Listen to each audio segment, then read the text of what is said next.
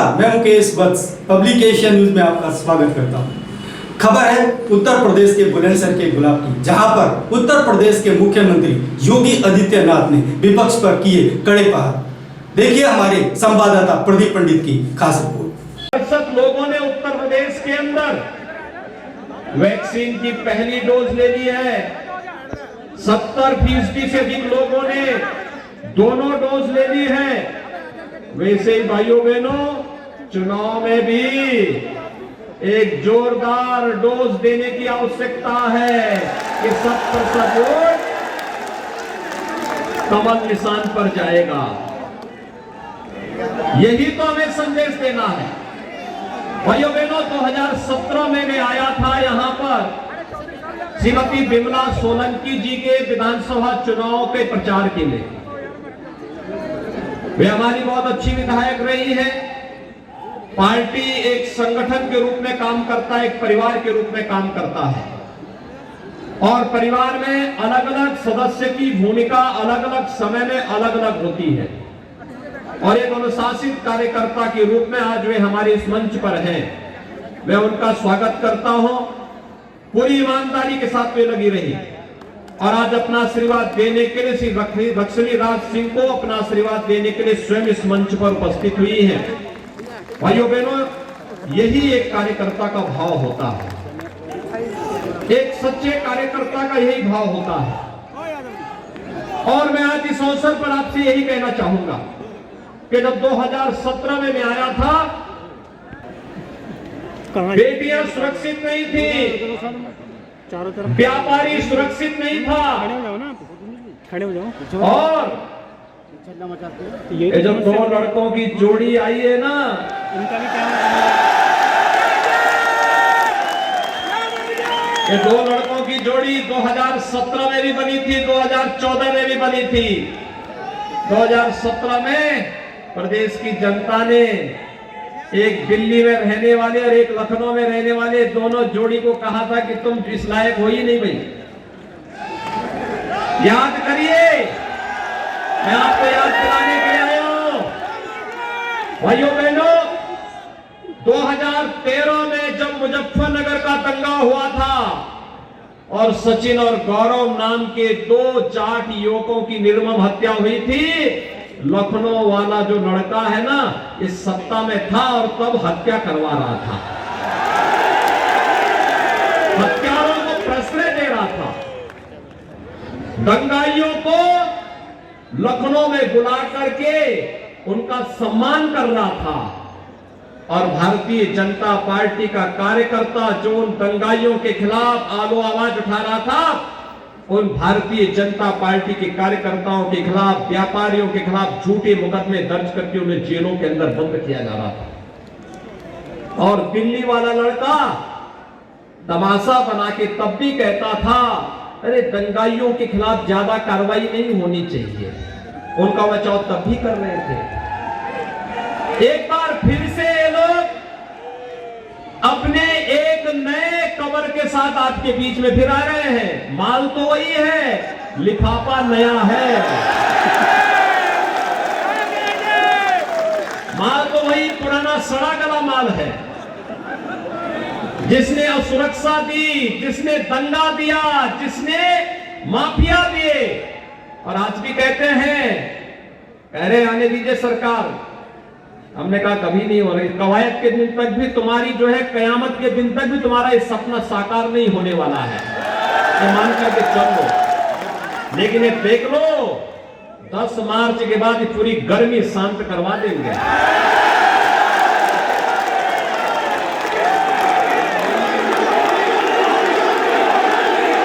क्योंकि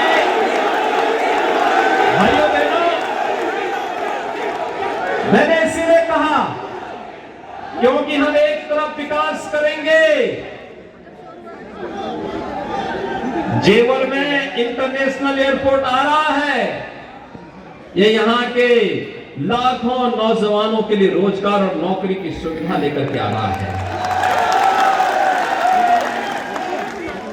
film city भी हम बना रहे हैं। फिल्म सिटी के निर्माण की कार्रवाई भी कर रहे हैं। और साथ साथ डिजिटल युग में सबसे बड़ी भूमिका होती है डाटा सेंटर की। डाटा सेंटर का भी निर्माण हो रहा है। पिछली सरकार तमंचे की फैक्ट्री चलाती थी और हम यहीं पे डिफेंस कॉरिडोर दे रहे हैं। डिफेंस कॉरिडोर, यहां जो तोप बनेगी ना, और जब भारत की सीमा पे गरजेगी तो पाकिस्तान के छक्के उसी में छूट जाएंगे। जब वहां पे बुलंदशहर का नौजवान, क्योंकि प्रदेश के अंदर कोई एक जनपद है जहां के सर्वाधिक नौजवान सेना में हैं, तो वह जनपद बुलंदशहर है। तो डिफेंस कॉरिडोर हम बना रहे हैं। देखो, आप अंतर समझ सकते हैं। वे तमंचा बनाते थे लूटपाट करने, राहगरी करने के लिए। हम डिफेंस कॉरिडोर बना रहे हैं देश की रक्षा करने के लिए। और हमने कहा भी देखो, विकास भी कराएंगे, लेकिन बुलडोजर रुकेगा नहीं। माफिया के ऊपर बुलडोजर चलता रहेगा। दंगाइयों के फोटो फिर से लगाएंगे चौराहे चौराहे पर, और नोटिस जाएगी कि तुमने इतने साल पहले दंगा किया था, अब बेटा समय आ गया, इसकी भरपाई भी कर लो। और इसलिए भाइयों बहनों, एक तरफ विकास है और विकास के साथ साथ माफिया के खिलाफ बुलडोजर भी है। ये वही चला सकता है जिसमें दम होगा। और नागर जी ने भी उन्हें अपना आशीर्वाद दिया ही है, लेकिन हमारी वर्तमान विधायक श्रीमती बिमला सोलंकी जी ने भी उन्हें अपना आशीर्वाद देने के लिए आज इस मंच पर यहां पर उपस्थित हुई। और इसलिए मेरी आप सबसे अपील है कि 10 फरवरी को बड़ी सभाएं भले ही नहीं हो पा रही हैं, लेकिन आपका उत्साह इस बात को बताता है, क्या आपका उत्साह बताता है कि भीड़ हमारे लिए 1.5 लाख से ज्यादा है, क्योंकि आपका उत्साह 1.5 लाख लोगों को जोड़ने की क्षमता रखता है। एक वोट बीजेपी पक्ष प्रत्याशी के समर्थन में, कमल के निशान में आपके नातेदार, रिश्तेदार, मित्र, शुभचिंतक, परिचित कोई कहीं भी रहता हो उत्तर प्रदेश में, फोन करिए।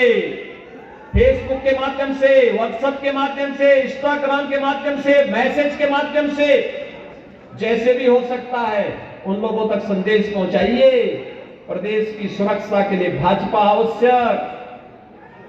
ये जो लाल टोपी है ना, ये रेड अलर्ट है। हिस्ट्री सीटर और मुजफ्फरनगर के दंगों से जिन हिंदुओं का रक्त बहा था, उनके खून से रंगी हुई टोपी है वो। राम भक्तों के खून से सनी हुई टोपी है। इसलिए अलर्ट, लोगों को अलर्ट कर देने की आवश्यकता है। इसका मतलब दंगा, इसका मतलब पेशेवर माफिया, और इसका मतलब अवसरवादिता। ये लोग कोरोना में कहीं दिखाई दिए थे? कभी नहीं। संकट में नहीं आएंगे, चुनाव के समय ही दिखाई देंगे। और भाइयों बहनों, यही अपील करने के लिए आया हूं। हम लोग संकट में भी थे और चुनाव के समय भी है।